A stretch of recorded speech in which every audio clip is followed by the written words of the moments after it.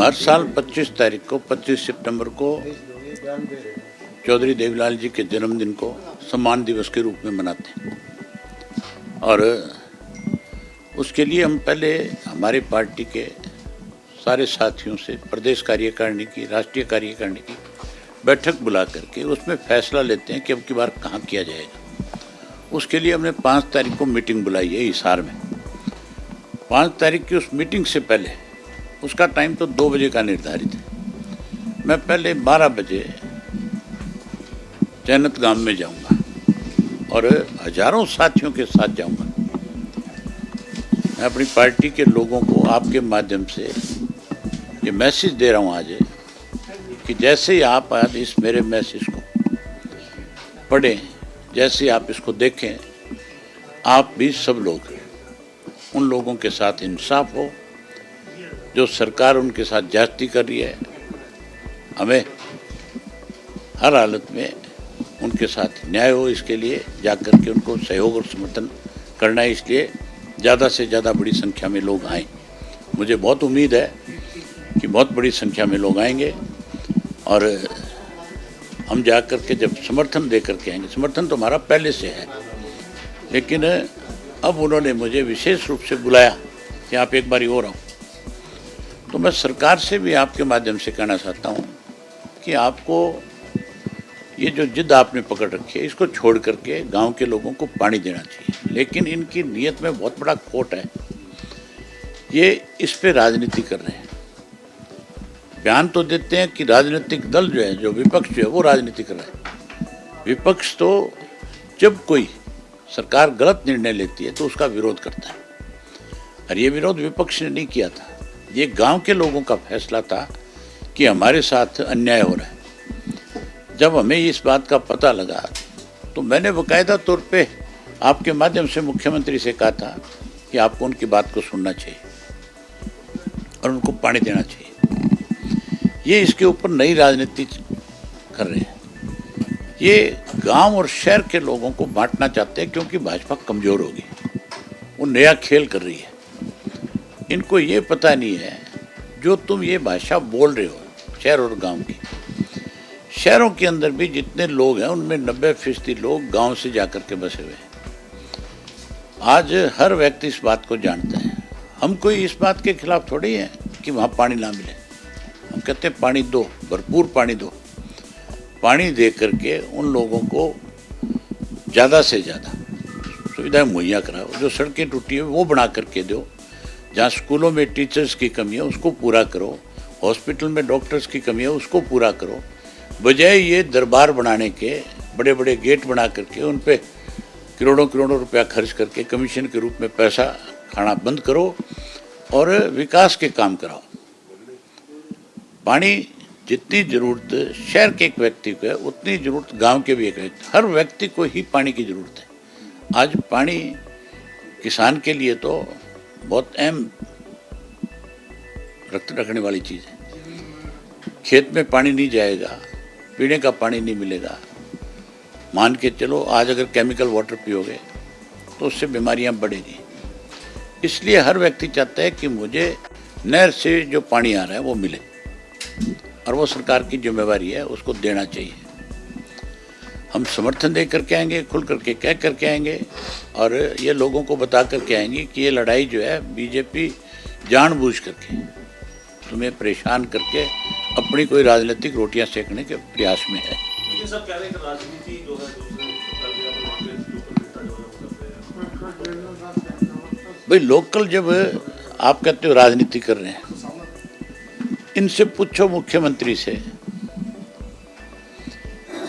कि सबसे पहले जब मैं गया वहाँ पे, जब लोगों धरने पे बैठे थे और मुझे जब पता लगा, तो मैंने कहा भी मैं भी आपके पास आऊँगा, सारी समस्या को समझने की बात करूँगा और सरकार से आपके बारे में बात भी करूँगा। उस दिन जब मैं गया हूँ तो मेरे जाने से पहले एक भाजपा का नेता आया हुआ था, राजकुमार यादव नाम का, जो टिकटदार थी, वही था, टिकट भी मांग रहा था आंसी से।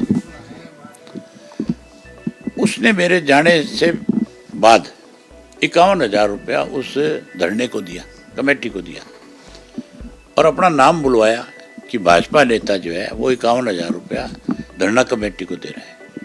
आप एक तरफ तो धरना कमेटी को पैसा दे रहे हो, उस धरने को समर्थन कर रहे हो, और दूसरी तरफ तुम कहते हो कि वहां राजनीति हो रही। राजनीति शुरू किसने करी?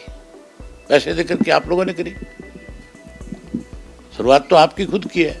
फिर इस पे बयाना का जो बयान आता है, जो मंत्री का बयान आता है, जब वो ये कहते हैं कि हम उसके अंदर टी नहीं दे सकते, उसके बाद टी लगाई जाती है।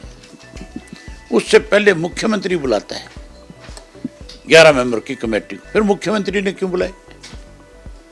क्या जरूरत थी? जब तेरा एक फैसला था तेरी सरकार का कि तैने उसमें से देना ही नहीं पानी, तो फिर तैने बुलाए क्यों? तेरा बुलाने का मकसद क्या था? लोगों को सेटिस्फाई करना है तो उसका रास्ता क्या था? टी क्यों लगाई? जब टी लगा दी गई तो फिर उस टी को उखाड़ा क्यों गया?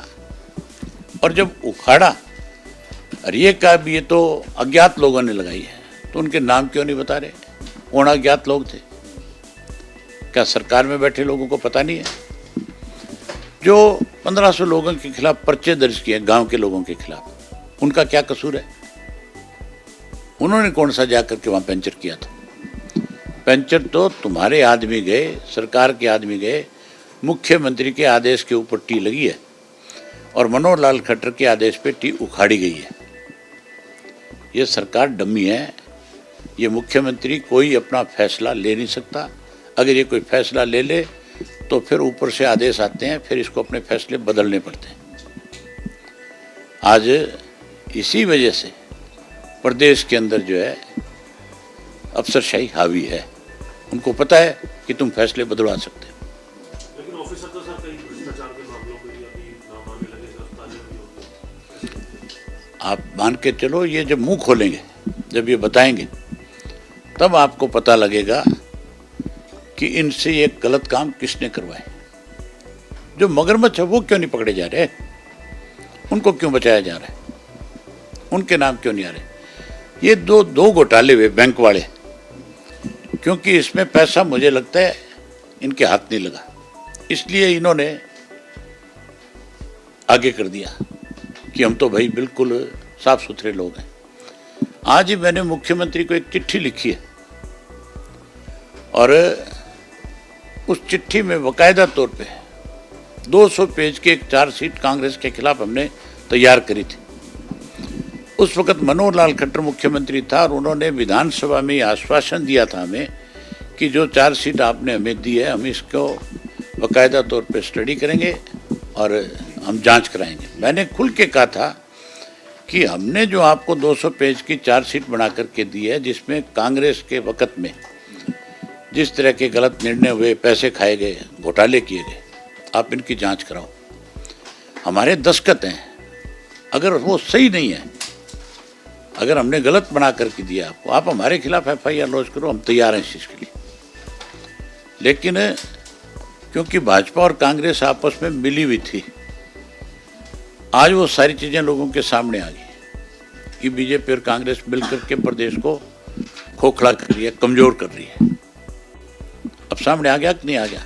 राज्यसभा के चुनाव में आ गया, विधानसभा के चुनाव में आ गया। तो आज ये सारी चीजें सामने आ गई। अब लोगों ने फैसला कर रखा है कि इनकी रांद काटनी है हमने।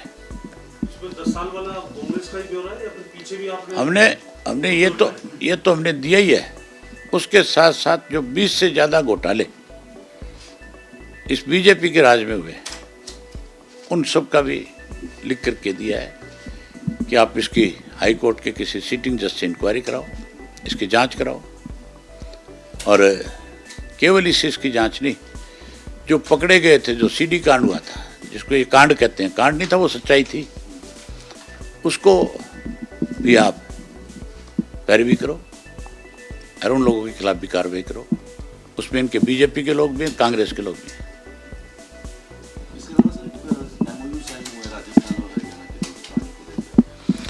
ऐसा एक MOU पहले भी साइन किया था कांग्रेस के टाइम में 94 में। उसमें लिखा हुआ था कि जब तक 3 डैम नहीं बनेंगे तब तक पानी नहीं मिलेगा, जब 3 डैम बनेंगे तो पानी देंगे।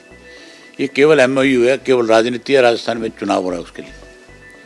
हम किसी भी कीमत के ऊपर हमारे हरियाणा का पानी किसी और दूसरी स्टेट को तब तक नहीं जाने देंगे जब तक हमारा SYL का पानी हमें नहीं मिल जाएगा।